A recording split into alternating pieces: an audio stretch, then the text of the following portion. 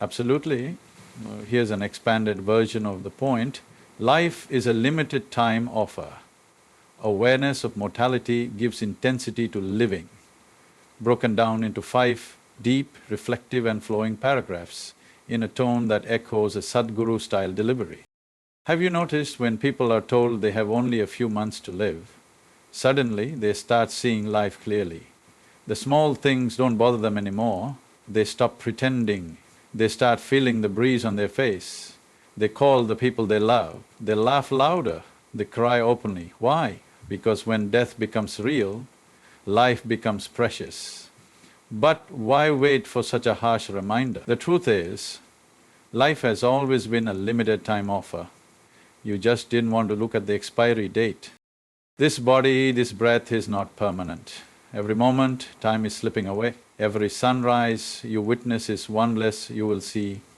This is not something to be afraid of. This is what makes life intense and beautiful. If you had infinite time, would you truly value this moment? Would you look at the sky with wonder? Would you hold someone's hand with care? It is because life ends that it has value. Just like a flower that blooms for a day has more fragrance than a plastic one that lasts for years. Awareness of mortality is not about being gloomy, it is about being awake. It is the fire that burns away your laziness, your distractions, your false priorities. When you understand you don't have forever, suddenly everything sharpens, your vision, your choices, your presence. You no longer waste time in endless drama. You begin to live with a certain urgency, a sacredness, because you realize, I don't know if I'll be here tomorrow, but today I am, let me live this fully.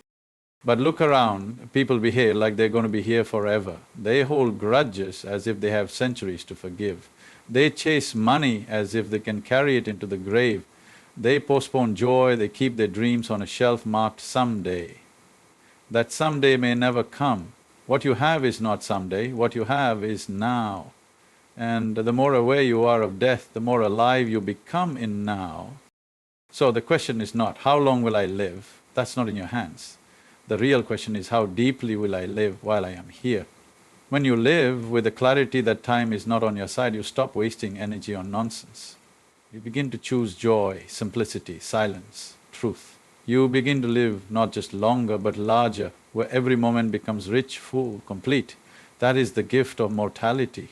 It turns your life into a treasure if you're willing to see. From the time you were a child, they told you, achieve this, become that, only then will you be happy. So you ran. You chased marks, medals, degrees, jobs, houses, relationships, respect, one goal after another. But did you notice something? Each time you achieved what you once thought would bring joy, the joy was short-lived. It came, it flickered and it passed, like chasing a mirage in the desert. It always looked real until you got closer. This is the nature of achievement-based joy. It depends on something outside of you, and once it's done, it's gone. Joy, true joy, doesn't come when you reach the peak. It happens when you feel the wind on your face as you climb. It is not in standing at the top, but in breathing fully on the way. Aliveness itself is the treasure. Look at a child, they don't need to win anything to laugh, dance or squeal with delight. They are joyful because they are alive, because energy is flowing through them. Before society trains them to link joy with achievement, they are naturally ecstatic just being here. That spark is still inside you. It didn't go anywhere, you've just buried it under layers of ambition and anxiety. Achievement is not wrong, it has its place. Build, create, explore, all that is beautiful.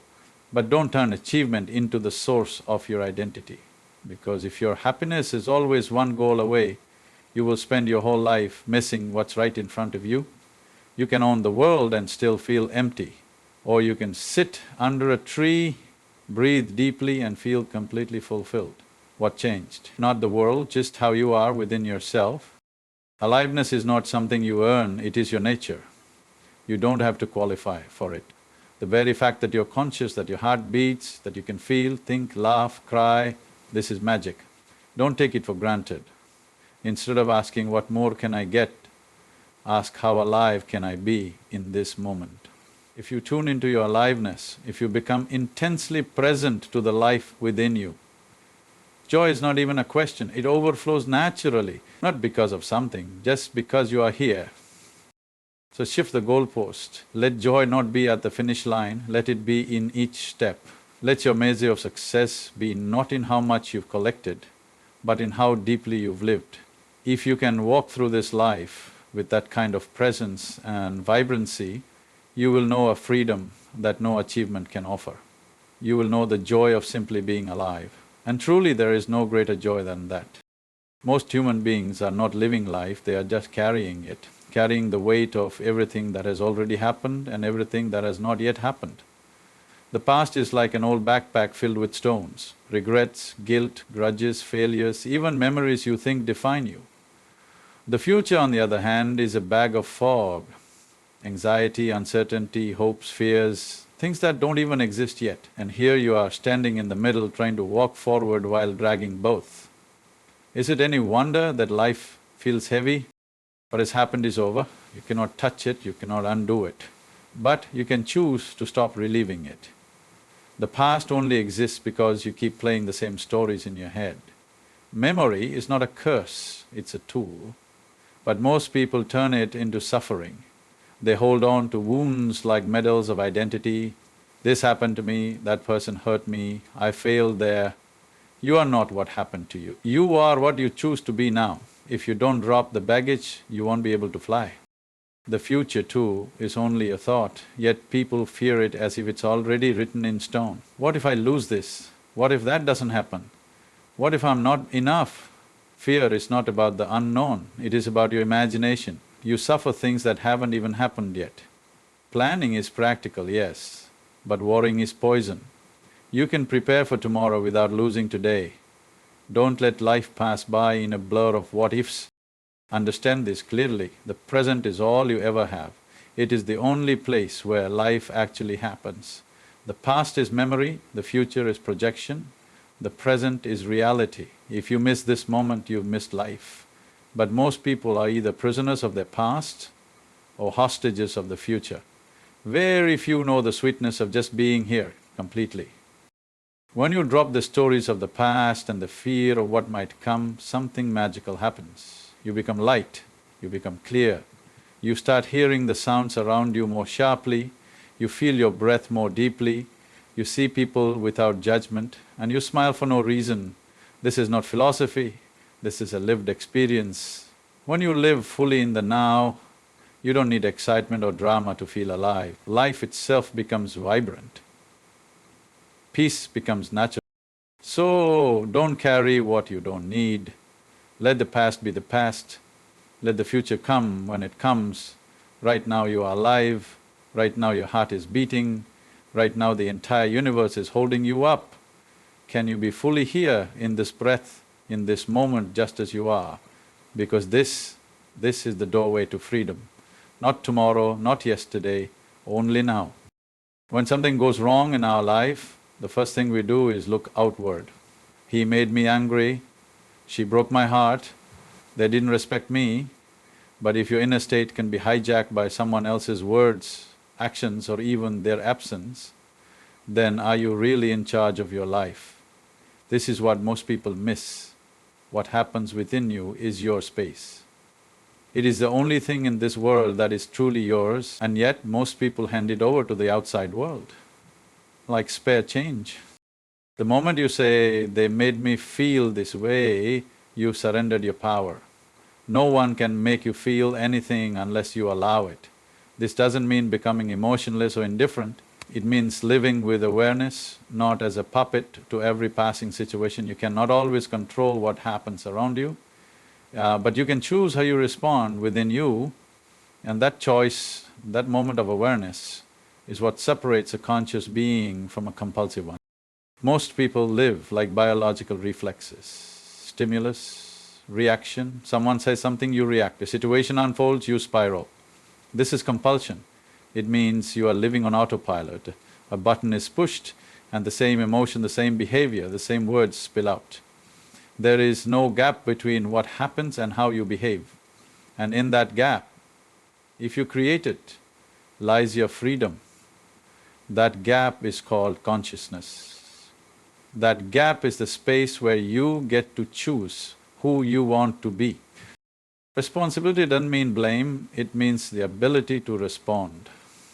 When you take full responsibility for your inner state, your peace, your clarity, your joy, then the world no longer has the keys to your happiness. You are not waiting for someone to fix your mood or fulfill your expectations. You become steady, centered, still, like the eye of a storm. Things may happen around you, but they don't shake who you are. This isn't emotional suppression, it's emotional sovereignty. To live consciously means to live deliberately, not out of habit or emotional impulse. It means pausing before reacting. It means watching your thoughts, your emotions, your words like a witness and not being enslaved by them. When you bring that kind of awareness into your life, you stop being a victim of life and become a participant. Then even the smallest acts, walking, eating, listening, breathing, become sacred because they are done with presence. So ask yourself, are you living by design or by default? Is your inner state a reaction to the world or a reflection of your own conscious choice? If you don't choose your inner experience, someone else will, and when your peace depends on someone else's behavior, your life is not yours. Take it back.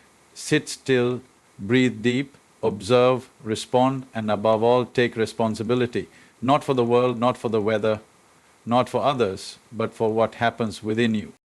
Let me know when you're ready for the final one. Experiencing life is more important than controlling it, flow with existence. Most people are trying to conquer life as if it's an enemy. They want to control everything, their future, their relationship, their surroundings, even other people's thoughts. But life is not something you conquer, life is not a mountain you stand on top of, life is a river. And the more you try to hold it in your hands, the more it slips away. You were not born to dominate life, you were born to experience it, to flow with it, to dance with its rhythm, not dictate its beat. This obsession with control comes from fear. The mind thinks, if I can just control every outcome, nothing will go wrong. But life doesn't listen to your plans, have you noticed? Things rarely unfold exactly as you imagined. And sometimes that's the best thing that can happen to you. When you loosen your grip, you begin to discover the beauty of the unexpected. You realize that life is not a script, it's jazz, it's improvisation, and it's far more alive that way. The attempt to control life leads to anxiety, tension and resistance. It's like swimming upstream, you exhaust yourself and still don't reach where you want. But when you let go of the need to control and instead open yourself to experience, something shifts. Suddenly, you are in harmony with existence. You laugh more, you breathe more deeply, you notice the color of the sky, the sound of the wind, the small wonders you used to overlook. Control gives you the illusion of safety, experience gives you the richness of living.